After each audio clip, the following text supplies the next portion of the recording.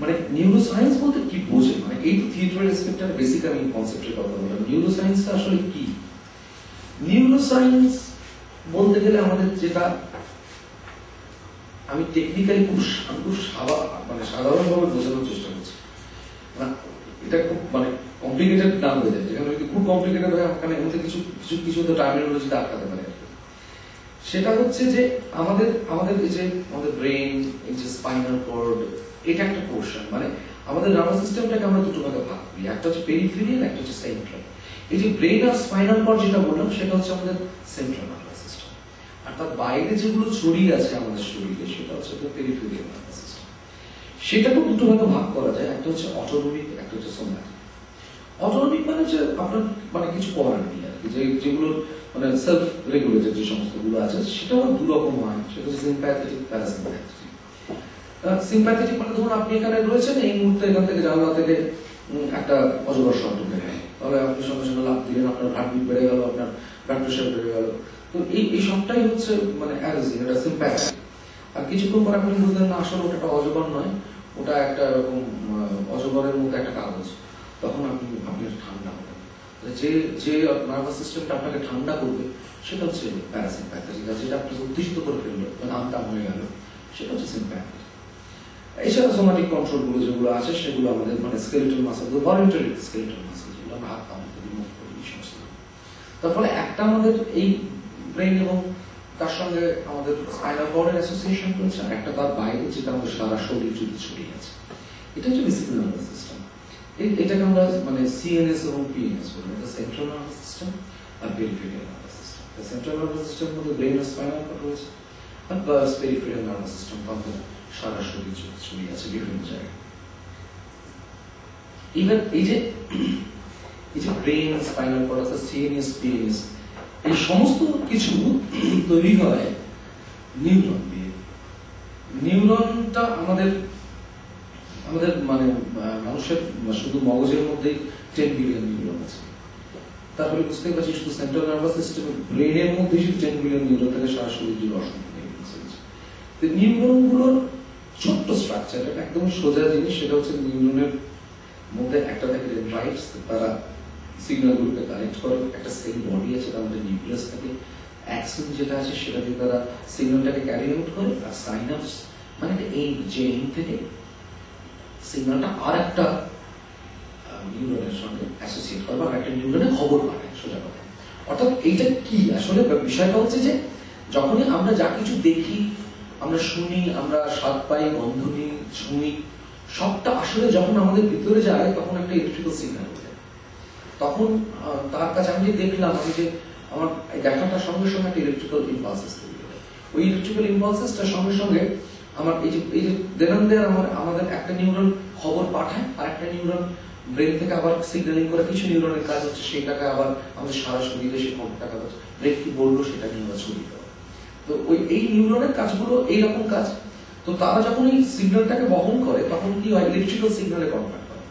তো যে কোনো ইলেকট্রিক্যাল সিগন্যাল গুলো হয় না, সেই ইলেকট্রিক্যাল সিগন্যাল গুলোর জন্য তার নির্দিষ্ট কতগুলো স্পাইক লাগে, মানে একটা পর্যন্ত আমাকে একটা পিক পয়েন্টে চলতে হবে, মানে যে কোনো আমি অনেক কিছু দেখলাম, আসলে আমি দেখলাম না, দেখিস কিন্তু এলাম না, দেখছিল তো মানে এলাম না, তাহলে আবার ওটা আমার অ্যাকশন পটেনশিয়াল বলে ওটা, তাহলে আমি সেই সিগন্যালটা পাইনি যে সিগন্যালে আমাকে ওই নির্দিষ্ট অ্যাকশন পটেনশিয়ালটা যদি ফর্ম না করে, অর্থাৎ ওই হাই পিকটা যদি আমাকে ফর্ম না করে, তাহলে ইলেকট্রিক্যাল সিগন্যাল ইম্পালসটা ক্যারি আউট করবে। এবং ওইটা তখন আমাদের যেরকম ভাবে তার থেকে তারের সেই অ্যাকসেপ্ট হচ্ছে, সেরকম তারের মধ্যে দিয়ে ইলেকট্রিক্যাল সিগন্যাল গুলো ক্যারি করে। মজা হচ্ছে যখন ইলেকট্রিক্যাল সিগন্যাল গুলো ক্যারি আউট করে যায়, তখন একটা থেকে যখন আর একটা নিউরনে যায়, ওই ইলেকট্রিক্যাল সিগন্যাল গুলো আবার কেমিক্যাল সিগন্যালে কনভার্ট করে যায়। এই কেমিক্যাল সিগন্যালে যখন কনভার্ট করে যায় সেটাকে আমরা বলি নিউরোট্রান্সমিটার। অর্থাৎ আমরা যা দেখছি, শুনছি ইত্যাদি হচ্ছে, নিউরন তো টানা লম্বা একটা নিউরন না, এরকম অসংখ্য নিউরন। এক একটা নিউরনের কাজ হচ্ছে ওই নিউরনটা একটা খবর নিল, সে খবরটা সে সঙ্গে সঙ্গে ইলেকট্রিক্যাল সিগন্যালে ট্রান্সফার করলো, ইলেকট্রিক্যাল সিগন্যালটা দেনান্দা নিউরন দিয়ে ক্যারি আউট করলো, করে গিয়ে এন্ডে গিয়ে সে তখন কি করে, ওই ইলেকট্রিক্যাল সিগন্যালটাকে কেমিক্যাল সিগন্যালে কনভার্ট করে দেয়। কেমিক্যাল সিগন্যাল মানে কেমিক্যাল কম্পাউন্ড, মানে নিউরোট্রান্সমিটার, এটাকে আমরা বলি নিউরোট্রান্সমিটার। যেমন অ্যাসিটাইল কোলাইন, ডোপামিন, এগুলো নাম। ডোপ, যেমন ডোপ টার্মটা খুব আমাদের কাছে জানি, ডোপ করলো, ডোপামাইন, এগুলো কিছু কিছু আবার আমাদের ইনহিবিট করে, কিছু কিছু আমাদের এক্সাইট করে। সেটা এক্সাইটেড হয়ে আছে, ইনহিবিটেড আছে এবং এইখানে মূলত ফলে কি হয় যে একটা সিগন্যাল যে ঠিকঠাক যাচ্ছে সেই সিগন্যালটাই আলটিমেটলি পৌঁছলো কিনা এটা নিয়ে অনেক সময় গন্ডগোল হয়। মানে ফলে কি হয় যে মানে কেউ আমাদেরকে তাকে হাসলো, আমি তাকালাম, তাকিয়ে ওর হাসিটা দেখে আমার মনে হয় ও এইভাবে হাসলো কেন, তো স্বাভাবিক ভাবেই এসেছে, তো হাসার ভাবছিস কেন?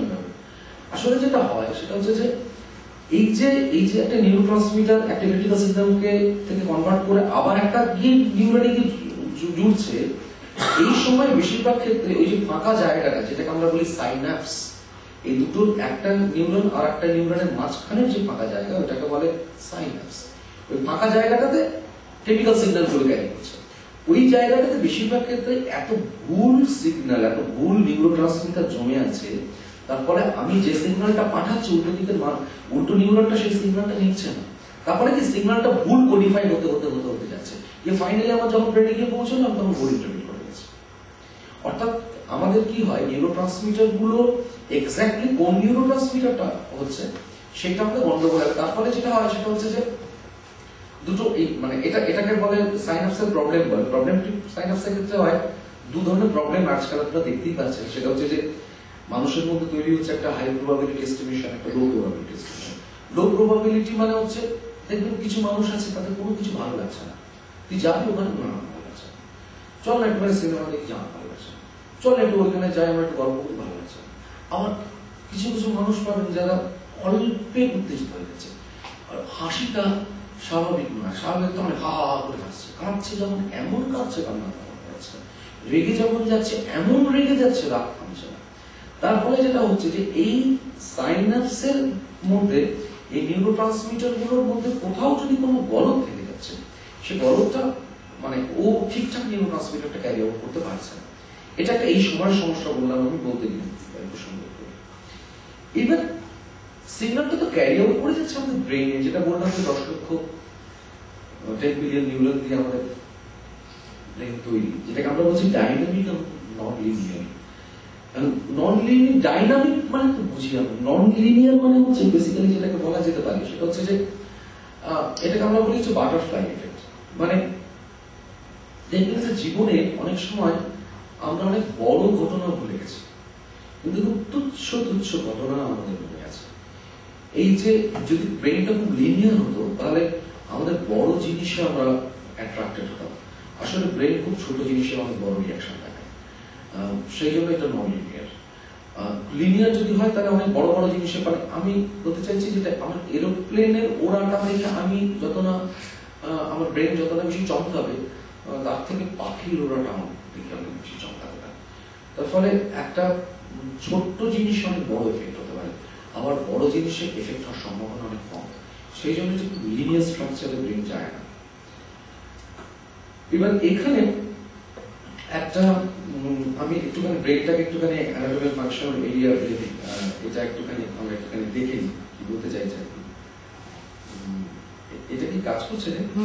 পেছনে ওর উপর ক্লিক করো, হ্যাঁ ওর উপরে ক্লিক করো, ওর ক্লিক করতে হবে ওই এটা। হ্যাঁ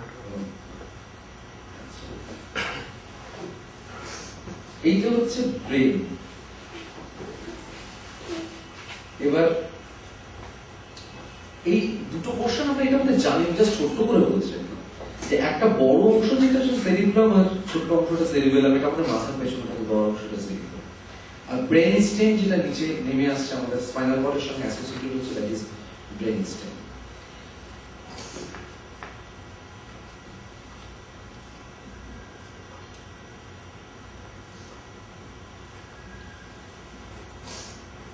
এটা হচ্ছে ডিফারেন্ট লোব। লোব মানে আমি একটু বুঝিয়ে দিই, সেটা হচ্ছে যে আমাদের আমাদের আমাদের ব্রেনটাকে যদি আমরা এইভাবে দেখি তাহলে এই পোর্শনটুকু হচ্ছে আমাদের ফ্রন্টাল লোব, এইটা হচ্ছে প্যারেন্টাল, এই দুটো হচ্ছে টেম্পোরাল, আর পেছনেরটা হচ্ছে অক্সিপিটাল।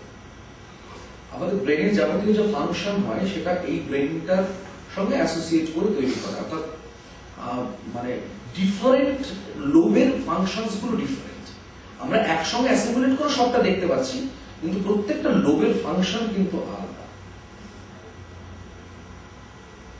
এইটা হচ্ছে যদি ব্রেনটাকে আমরা ক্রস সেক্ট করি, তাহলে যেটা বললাম যে বুঝতে পারছেন যে এইটা হচ্ছে ওই প্যারাইটাল লোব মানে উপরেরটা, অক্সিপিটাল মানে এটা হচ্ছে আমাদের পেছনেরটা, ফ্রন্টাল মানে ওইটা, আর টেম্পোরাল হচ্ছে পাশেরটা যেটা সেরিবেলাম ব্রেন।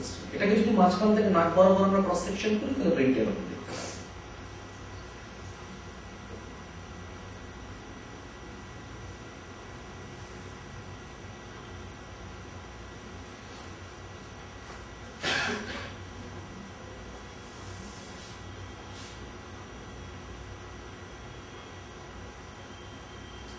এটা যদি একটুখানি ঘুরিয়ে দেখি আমরা ব্রেনটা,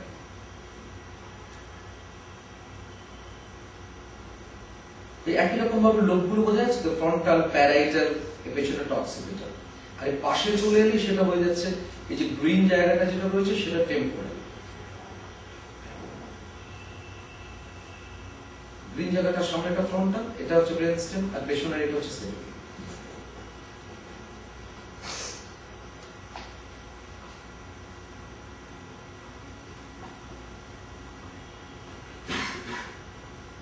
এইবার এইখানে না ডিফারেন্ট ফাংশন আছে, ফাংশনগুলো আমি পরে আসবো, তাও একটু বেসিক্যালি বলে দিই। সেটা হচ্ছে যে আমাদের এই যে আই মুভমেন্ট, সেন্সরি, মানে এই এই এই প্যারাইটাল লোবের কাজ হচ্ছে মূলত সারা শরীরের ছোঁয়াটাকে বোঝায়, সমস্ত শরীরের বিভিন্ন অংশে যে ছোঁয়াগুলো, টাচগুলো, সেগুলো বোঝায়। আর টেম্পোরাল লোবের কাজ হচ্ছে আমরা যে শুনছি সেই শব্দগুলোকে প্রসেসিং করে। আর অক্সিপিটাল লোবের কাজ হচ্ছে আমাদের জগতে যে ভিজুয়ালস যা আছে, সমস্ত ভিজুয়াল প্রসেসিং জোনটা হচ্ছে এখানে। অনেকগুলো জোন আছে, V1, V2, V3, V5 করে পেছন দিকটা, এখানে প্রসেসিং।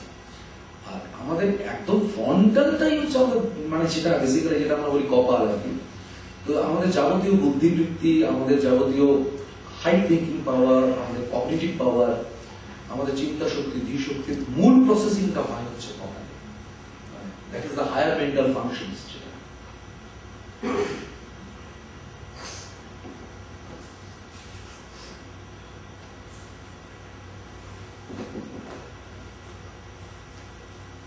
ওই একই রকম ভাবে মাঝখানটাও দেখানো আছে একটু, মানে কোথায় কি ফাংশনস হয়। এবার এইখানে ছোট্ট করে একটা জিনিস খালি বলা আছে যেটা আমার পরে কাজে লাগবে, সেটা হচ্ছে ইমোশন। তো এখানে ওরকম ভাবে ইমোশন বলা আছে, পরে আমি ডিটেলে বলবো যে ইমোশন বলতে আমরা কি বুঝি। সেই ইমোশনটা ওইখানে গিয়ে কি করে বাসা বাঁধলো ওরকম ভাবে বললে ব্যাপারটা গুলিয়ে যাবে। ইমোশন বলে ওরকম কোনো স্পেস নেই, ইমোশনের কতগুলো নির্দিষ্ট পথ আছে, সেই পথগুলো কি সেগুলো নিয়ে আমরা পরে ডিটেলে আলোচনা করছি। আর আমরা জানি তো যে পেছনে সেরিবেলামের মূলত কাজ হচ্ছে কোঅর্ডিনেশন। হচ্ছে যে একটুখানি দেখবেন যে অ্যালকোহল ইনটেক করার পর একটু পা একটু টলমলো হয়, একটু জিভ জড়ায়, সেগুলো মূলত সেরিবেলাম ফাংশন ইনিশিয়াল। আর তারপরে যদি সেটা অ্যালকোহল ইনটেক ক্রমশ বাড়তে থাকে তখন আস্তে আস্তে মিড ব্রেনকে এফেক্ট করে। আর মিড ব্রেন যেটা, ওই যে মাঝখানের যে হলুদ যে অংশটা, ওই জায়গাটা হচ্ছে মিড ব্রেন। ওই মিড ব্রেন যখন এফেক্ট হতে আরম্ভ করবে তখন সেক্স, হাঙ্গার, থ্রাস্ট ওগুলো বেশি এক্সপ্লোর করতে আরম্ভ করে। আর আরো যদি অ্যালকোহল ইনটেক ক্রমশ বাড়তে থাকে তখন ও কগনিটিভ পাওয়ারটাকে শাটডাউন করে দেয়, ও তখন আর হায়ার থিঙ্কিং এরিয়াটা পুরো বন্ধ করে দেয়, তখন সে পাবে না। তারপরে আমাদের একটা ধারণা আছে যে আমরা ওই বেশি অ্যালকোহলের সঙ্গে বোধহয় কোনো বুদ্ধিবৃত্তির সম্পর্ক আছে, মানে পেয়ে যাওয়া ছিল। তো এইটা হচ্ছে বেসিক্যালি আমাদের একটা ব্রেনের একটা ধারণা, আমরা একটা ধারণা তৈরি করবো। এবার এই যে ব্রেনের লোকগুলো এখানে একটু আলাদাভাবে স্পেসিফিক্যালি বলা আছে, এবার তো নিশ্চয়ই বুঝতে অসুবিধা হচ্ছে না, যেটা হচ্ছে ফ্রন্টাল, ওটা হচ্ছে প্যারাইটাল, এটা হচ্ছে অক্সিপিটাল, টেম্পোরাল, আর এই নিচের এগুলো পন্স, মেডুলা অবলেন্টাস, স্পাইনাল কর্ড, এর সঙ্গে যে এই পন্স, মেডুলা, এই অক্সিপিটাল লোবের পাশে যেটা আছে, এই পন্সের কাজ হচ্ছে একটা স্লিপ ওয়েক ফাংশন আছে। মানে আমাদের শরীরের ভিতরে একটা বায়োলজিক্যাল ক্লক আছে, মানে আমি ঠিকঠাক ঘুম থেকে উঠে যাই, আবার ঠিকঠাক ঘুমিয়ে পড়ি, এই যে কতগুলো নির্দিষ্ট সময় দিয়ে যে আমরা নির্দিষ্ট সময়ে কাজ করতে পারি, এই বায়োলজিক্যাল ক্লক গুলো আমার শরীরের মধ্যে ফিট করে দেওয়া হয়। তারপরে যখন আমরা অনেক দূরে উড়ে কোথাও যাই, জেটে করে একটা দেশ থেকে আর একটা দেশে যাই, তখন তো তার ক্লকটা আলাদা হয়। সেই জন্য যে জেট ল্যাগটা তৈরি হয় সেটা প্রথম হয় হচ্ছে, টাইমটা নেয় হচ্ছে ও ওই দেশের ক্লকটাকে সেট করার জন্য। সেই ক্লকটা সেট করে হচ্ছে পন্স, যে জোনটা ওরা ক্লক সেট করে নিয়ে আবার ওই টাইম ফ্রেমের সঙ্গে আবার